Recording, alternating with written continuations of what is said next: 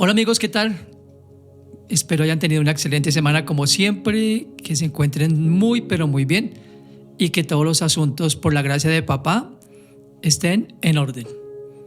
Les invito para que oren conmigo por el mensaje de hoy, para que sea papá como siempre enseñándonos. Padre, te damos gracias por esta mañana, por la semana que transcurrió, gracias por tu fidelidad y gracias por enseñarnos, Dios, a ser tú la preeminencia en nuestras vidas. Gracias por lo que nos enseñas día a día, por ir de nuestro lado, por tomarnos de la mano en aquellos momentos en que lo hemos necesitado. Oro para que el mensaje de hoy, Señor, nos ayude, nos pueda alinear con tus pensamientos y nos pueda también instruir acerca de cómo permanecer en esa preeminencia que tú nos has llamado a hacer de ti, Señor.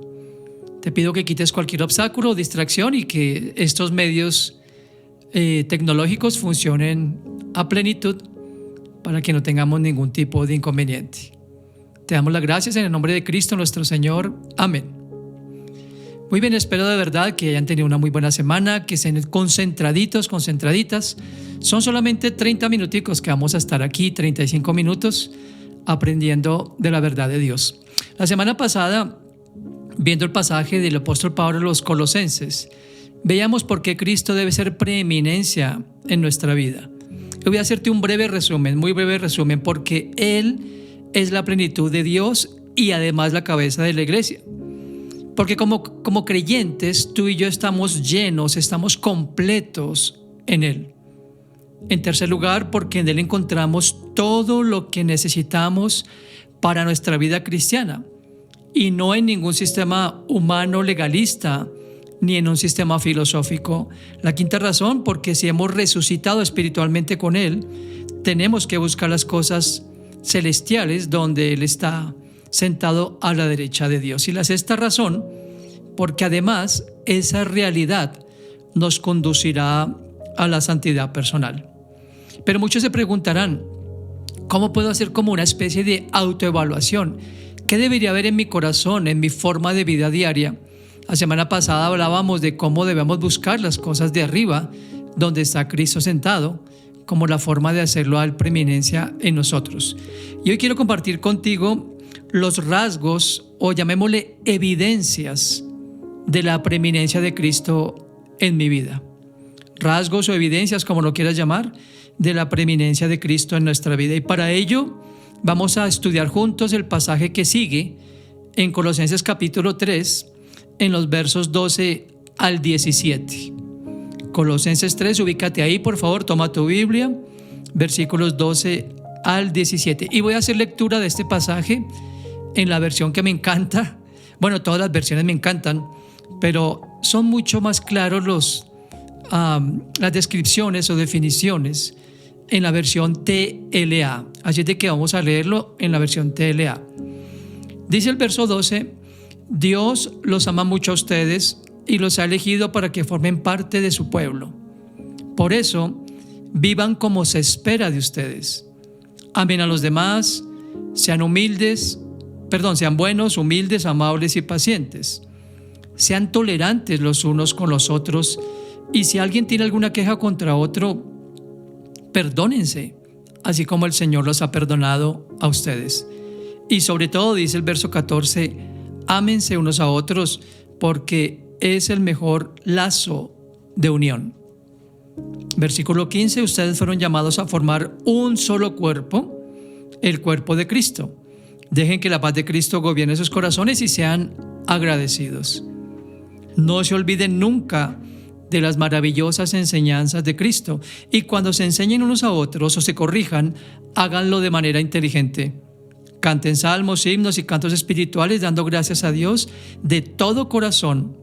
Y todo lo que hagan, es el verso 17, o digan, háganlo como verdaderos seguidores del Señor Jesucristo y denle gracias a Dios, el Padre, por lo que Cristo ha hecho por ustedes. Pablo entonces identificó y describió con claridad las características que te acabo de leer, o las virtudes o las evidencias, como lo dije en el título del sermón, que deben destacar o deben ser parte de ese nuevo hombre que ha nacido del agua y del Espíritu. Lo llama en la versión 60, vístanse en el verso 12 como escogidos de Dios. Pero me gustó la TLA como te la leí al comienzo. Dios nos ama tanto y nos ha elegido para que formemos parte de su pueblo. Esas dos razones deberían ser para ti y para mí suficientes para poder hacerlo preeminente en nuestra vida diaria y cotidiana. Dice que por esa razón, por el amor que nos tiene y porque nos llamó a ser parte de su pueblo, debemos vivir como se espera de nosotros.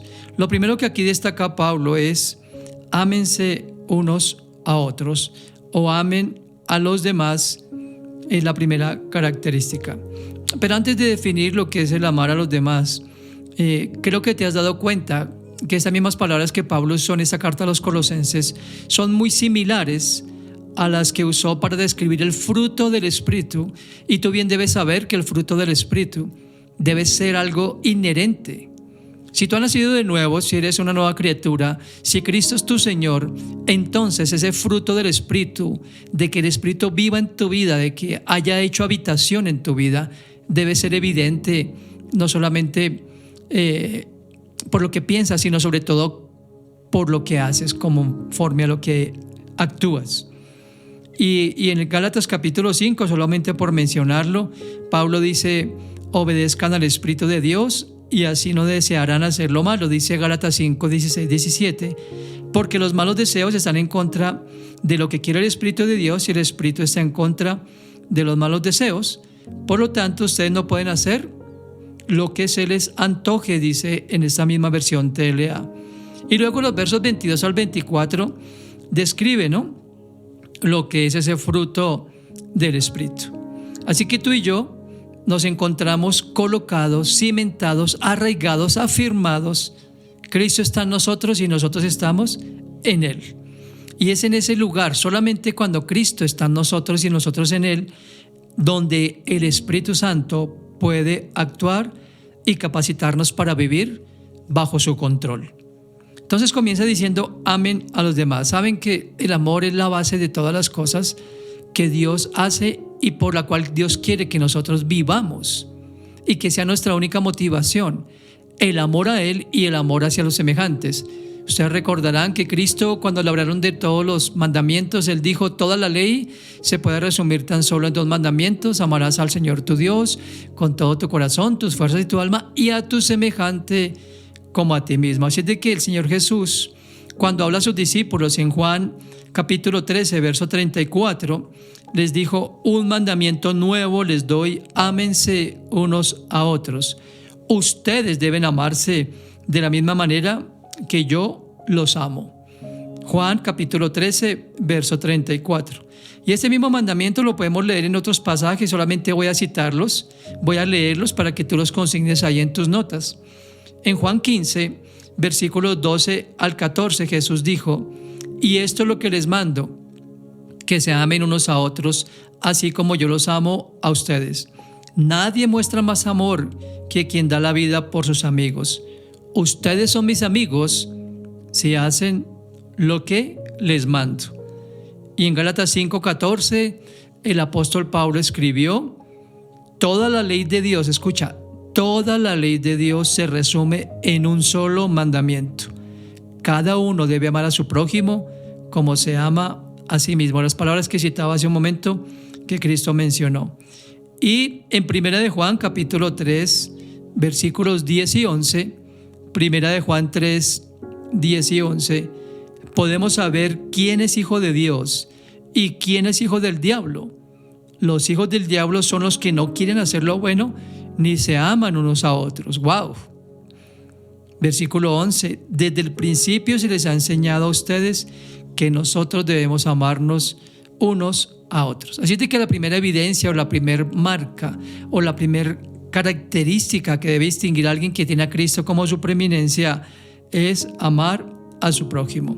La segunda cosa que dice Pablo es: sean buenos. Saben que examinando el original griego, el término bueno o bondad viene de ser provechoso. Quiere decir que debemos ser ayuda para los demás. Se trata de una bondad que significa mansedumbre, dulzura, y esa es la palabra o el término griego que Pablo está usando en esta epístola. Esto implica entonces que debemos tener corazones compasivos. Mira lo que dice el mismo Pablo en Efesios 5, versículos 8 y 9. No conocer a Dios es como vivir en la oscuridad. Y antes ustedes vivían así, pues no lo conocían. Pero ahora ya lo conocen y han pasado a luz. Vivan entonces como corresponde a quienes conocen a Dios. Pues su Espíritu nos hace actuar, dice ahí, con bondad, justicia y verdad. Pensaba, qué contraste con el que tú y yo vivimos en este mundo, ¿no es así? Este es un mundo despiadado, es un mundo que se ha vuelto tan mecanizado que todo se maneja por un aparato celular o por un tablet o por una PC, ¿verdad? Se han vuelto las cosas tan despersonalizadas, tan alejadas que muchos de nosotros somos tan solo un número, ¿verdad? En los bancos somos un número de cuenta. En los historiales médicos, aunque tenemos un nombre, pero tenemos un registro con un código. Todo se ha despersonalizado. Así que en medio de tantas relaciones, informáticamente y experimentalmente alejados de una realidad presencial o personal, recibimos el consejo de Pablo de que como creyentes debemos ser compasivos y tener en consideración a las demás personas. El siguiente término que usa es sean humildes. Ese término no quiere decir debilidad, para que lo tengamos muy en cuenta. Mucha gente asocia o piensa que la humildad es lo mismo que debilidad. El énfasis que aquí Pablo está haciendo es humildad de mente, de pensamiento. El concepto bíblico se refiere a tener un buen entendimiento sobre quién es Dios y quiénes somos nosotros. Mira, esto no lo podemos olvidar ni por un instante. Siempre debemos reconocer la obra de Dios en nuestras vidas y el hecho de que Él es Él el que estableció propósitos en nuestra vida y a través de ella. La humildad en el cristiano debe impulsarle siempre a vivir en obediencia a Dios y a someterse a su voluntad. En el Salmo 8, por citar un texto, el salmista David expresa muy bien lo que fluye de un corazón humilde. Salmo 8 habla de admiración, de humildad y de gratitud hacia Dios. Vamos a leer los versículos 3 y 4. Mira lo que dijo David. Cuando contemplo el cielo y la luna y las estrellas que tú mismo hiciste, no puedo menos que pensar, ¿qué somos los mortales para que pienses en nosotros y nos tomes en cuenta? Es lo que tú y yo siempre debemos tener en cuenta. Dios ha puesto sus ojos en nosotros, de compasión, de misericordia, de bondad, de amor, de perdón, por amor y solamente por amor. Siempre seamos humildes. Nunca tengamos un concepto más alto que deberíamos tener de nosotros mismos. Eso es humildad, es una característica, una marca, una evidencia de alguien que tiene a Dios o a Cristo como preeminente. La cuarta cosa que menciona es sean amables. La amabilidad, estimados amigos y amigas, es un valor esencial en la forma en que los cristianos debemos relacionarnos los unos con los otros. Saben que el ser amables está asociado fundamentalmente con la misericordia de Dios, según la cual los creyentes debemos reconocernos precisamente como parte del mismo cuerpo. La Biblia dice en Efesios 4:32, sean amables y compasivos los unos con los otros y perdónense los unos a los otros, así como Dios también los perdonó a ustedes en Cristo. Y en Filipenses, también una carta escrita por el apóstol Pablo, en Filipenses 4:4 y 5, dice, vivan con alegría su vida cristiana. Lo he dicho y lo repito, vivan con alegría su vida cristiana. Que todo el mundo se dé cuenta de que ustedes son buenos y amables. El Señor viene pronto. La quinta y última cosa que habla en ese pasaje es pacientes. ¿Sabes? Tengo aquí unos minutos más. Porque cuando todo va como queremos, es fácil que mostremos paciencia, ¿no es verdad?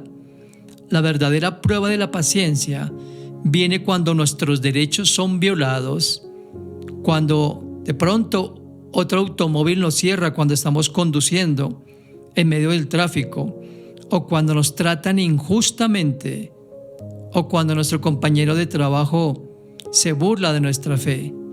Son estas algunas de las cosas en las cuales nuestra paciencia es puesta a prueba. Algunas personas piensan que no debemos ejercitar la paciencia, pero la paciencia es algo que debemos permanentemente ejercitar. El término paciencia en el griego se refiere a algo que demora mucho en quemarse. Me encanta esta traducción o definición desde el griego. Algo que arde durante mucho tiempo sin extinguirse. Así es de que no tendríamos que tener una conducta o actitud que permanezca impaciente cuando Dios, por medio de su Espíritu, nos ayuda a ser pacientes.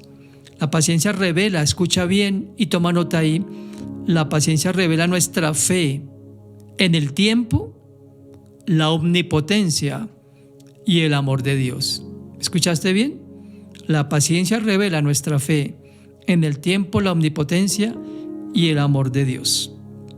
Pasemos ahora al versículo 13 de ese mismo texto de Colosenses, donde Pablo dice: sean tolerantes los unos con los otros, y si alguien tiene alguna queja contra otro, perdónense, así como el Señor los ha perdonado a ustedes.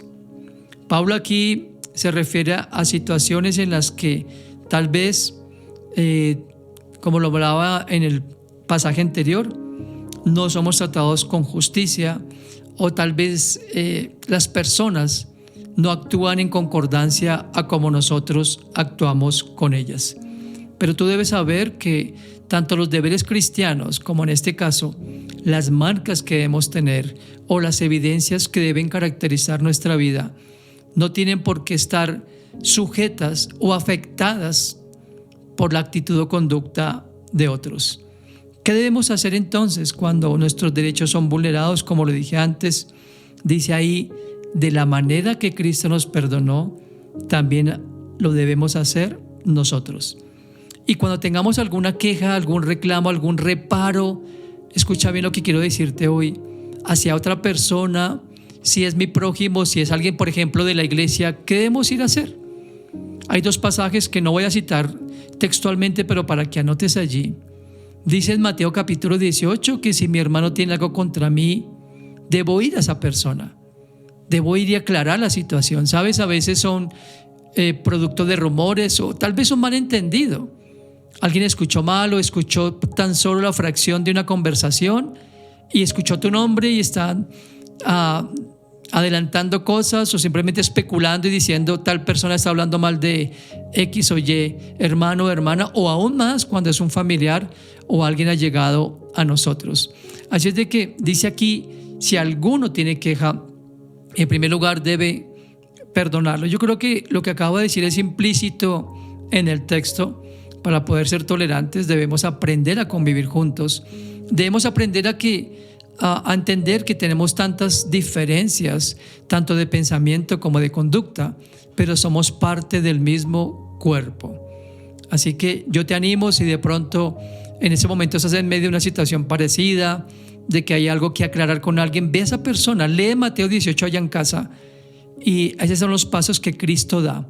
Acércate a la persona, trata de arreglar el asunto, de aclarar si hubo malentendido, como ya lo dije.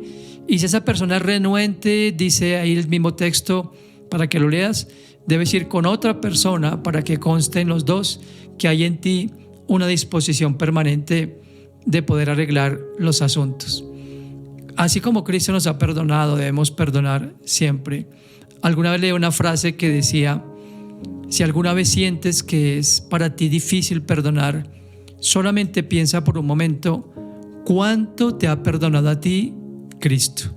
Y bueno, si pudiéramos hablar de cuánto Cristo nos ha perdonado, en lo personal tengo un largo registro de faltas que Cristo me ha perdonado, de pecados que llevó a la cruz por mí, de ofensas que he causado a su propio nombre, al ignorar sus instrucciones o simplemente por actuar en mi propia sabiduría. Pero Él me perdona porque Él dice que si confesamos nuestros pecados, Él es fiel y justo para perdonar nuestros pecados y limpiarnos de toda maldad. Eso está en 1 de Juan, capítulo 1, versículo 9. Ahora los versículos 14 y 15 de esa epístola a los Colosenses otra vez habla de lo mismo. Mira, dice, y sobre todo, ámense unos a otros porque el amor es el mejor lazo de unión. Bueno, eso ya lo mencioné. Y el verso 15 dice, ustedes fueron llamados a formar un solo cuerpo, el cuerpo de Cristo. Dejen que la paz de Cristo gobierne sus corazones y sean agradecidos. Me encanta como aquí lo describe Pablo. Fueron llamados a formar un solo cuerpo, el cuerpo de Cristo. Y seguramente tienes presente esa analogía que Pablo habla en su primera carta a los Corintios, capítulo 12, cuando habla de la iglesia como parte del cuerpo de Cristo, de cada miembro de la iglesia como parte del mismo cuerpo, y hace esa analogía o comparación o paralelismo mejor con nuestro cuerpo humano. ¿Recuerdas? Léelo allá en casa también, 1 Corintios 12, donde habla que no todos somos ojo, no todos somos mano, no todos somos oreja, no todos somos cabeza, no todos somos pie, pero que todos somos parte del mismo cuerpo. Entonces aquí dice, si la persona que está conmigo en un ministerio, bien sea en la iglesia o no en un ministerio, corrijo eso, es miembro de una iglesia local o bueno, así no sea miembro de una iglesia local, ha profesado su fe en Cristo, ha confesado con su boca que Cristo es su Señor y lo ha aceptado en su corazón como su Señor y Salvador, esa persona, independientemente de donde se encuentre, del lugar donde se reúna, si es una iglesia pequeña o grande o así, no se reúna en ningún lugar, porque la iglesia es el conjunto de creyentes de toda lengua, raza y nación. Si esa persona ha profesado la misma fe que tú, es parte del mismo cuerpo. El consejo de Pablo entonces es que nos estimemos unos a otros. En Romanos 12, versículos 3 al 5, mira lo que dice Pablo, Pablo por medio de, guiado por el Espíritu Santo, corrijo. Dios en su bondad me nombró apóstol y por eso les pido que no se crean mejores, mira esto, de lo que realmente son. Más bien, véanse ustedes mismos según la capacidad que Dios les ha dado como seguidores de Cristo. El cuerpo humano está compuesto de muchas partes, pero no todas ellas tienen la misma función. Lo mismo que mencionaba en el pasaje de Corintios 12, 1 Corintios 12. Dice el versículo 5 de Romanos 12, algo parecido pasa con nosotros. Como iglesia, aunque somos muchos, todos juntos formamos el cuerpo de Cristo. Y ya terminando este pasaje, Pablo dice en verso 16 de Colosenses, no se olviden nunca de las maravillosas enseñanzas de Cristo, y cuando se enseñen unos a otros o se corrijan, háganlo de manera inteligente. Canten salmos, himnos y cantos espirituales, dando gracias a Dios de todo corazón.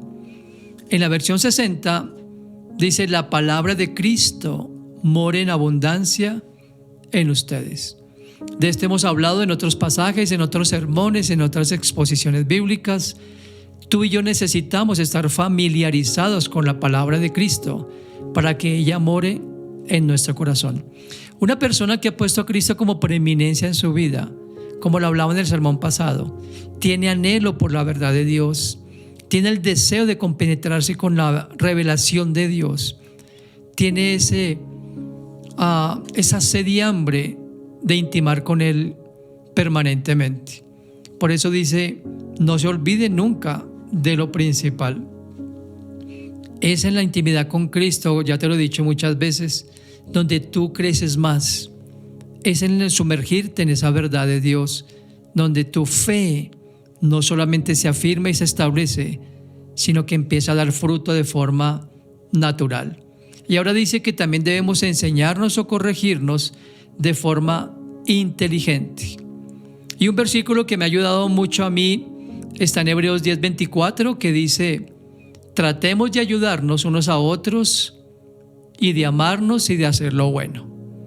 Ese mismo versículo de Hebreos 10:24 en la versión 60 dice: considerémonos unos a otros y estimulémonos al amor y a las buenas obras. Y termina diciendo el verso 17 de Colosenses 3: y todo lo que hagan, háganlo como verdaderos seguidores del Señor Jesucristo y denle gracias a Dios Padre por lo que Cristo ha hecho por ustedes. Así es de que para concluir, cuando Él es preeminente en mi vida, mis acciones, mis palabras, mis pensamientos, y como dice aquí el apóstol Pablo, todo lo que yo hago o digo, siempre busco agradarlo, siempre busco honrarlo, siempre busco que Él brille, que la gloria se la lleve Él, que la honra sea para Él, porque tú y yo somos tan solo un instrumento de Él, pero debemos ser vasos de honra, que el Señor realmente conoce nuestro corazón. Yo espero que estas evidencias de que Cristo es preeminencia en tu vida te ayuden a pedirle a Él, como yo lo hago todos los días, que me mantenga centrado en sus propósitos, que me enseñe a hacer su voluntad, como dijo David, porque el hacer la voluntad de Dios para ti y para mí debe ser lo que más deseemos en nuestra vida. ¿Quieres orar conmigo por esta enseñanza y pedirle a papá que nos ayude a que todo esto realmente, ese fruto del Espíritu, empiece a dar, valga la redundancia, más fruto para su gloria y sea evidente en un mundo que necesita urgentemente ver la luz de Cristo? Padre, te damos gracias por este mensaje, gracias por lo que nos enseñaste en este domingo, gracias por lo que inspiraste a escribir a tu siervo Pablo. Dios, ayúdanos no solamente a buscar las cosas del cielo, que es lo principal, como algo preeminente en nuestras vidas, pero ayúdanos también, Señor, a que estos rasgos, evidencias, sean algo distintivo en la vida de cada uno de nosotros, que cada vez te deseemos más, te anhelemos más, te busquemos más, para que esa parte del fruto de tu Espíritu sea evidente en nuestro diario vivir, no solamente cuando estamos en la reunión local, no solamente cuando compartimos estudios bíblicos con personas cercanas o cuando oramos unos por otros, sino en nuestra vida diaria. Realmente es en la vida diaria donde podemos evidenciar o mostrar que todas estas evidencias sí son parte de nuestra vida. Ayúdanos, Padre Santo, y perdónanos cuando fallamos en poder ser luz para aquellos que necesitan de tu luz. Perdónanos cuando fallamos y cuando pecamos contra ti, Señor Dios, no siendo un buen testimonio de pronto para personas que necesitan conocerte. Ayúdanos, Dios, en todo esto, y gracias porque tu Espíritu Santo y tu palabra son los que nos pueden ayudar en este propósito. Te ruego por aquellos que aún no te conocen, para que puedan conocerte y puedan tener esa relación personal contigo. En el nombre de Cristo, amén. Bien, te quiero hacer la invitación. Si tú realmente no conoces a Cristo, quiero animarte para que abras tu corazón. La palabra de Dios dice que la fe viene por oír y el oír por la palabra de Dios. Así es de que abre tu corazón, entrégale tu vida al Señor, que Él realmente sea preeminente en tu vida. Mira, Él quiere arreglar desde el interior de tu vida las cosas, poner en orden lo que ha estado en caos, darte esperanza como la que hoy tenemos nosotros. Siempre te lo digo, no te estoy invitando a ser parte de un grupo religioso o de una denominación, no. Te estoy invitando a que hagas de Cristo el Señor y Salvador del mundo, tu Señor, y que Él sea el que te dirija todos los días.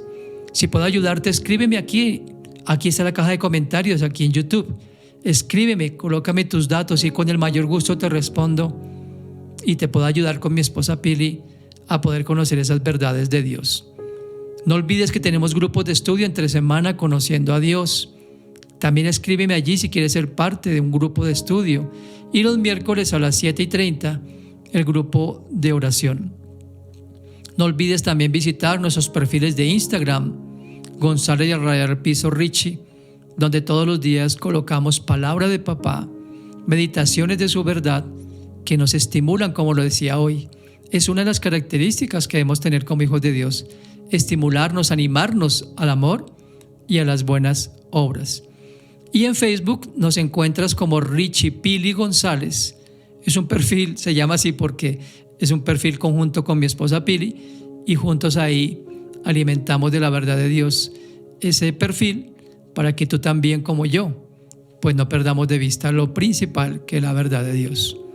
Así es de que espero tus comentarios. Si no te has inscrito, suscríbete a este canal de YouTube, compártelo con las personas que necesitan conocer a Cristo y próximamente en Facebook también estaremos subiendo más contenido. Así es de que te deseo que tengas una excelente semana.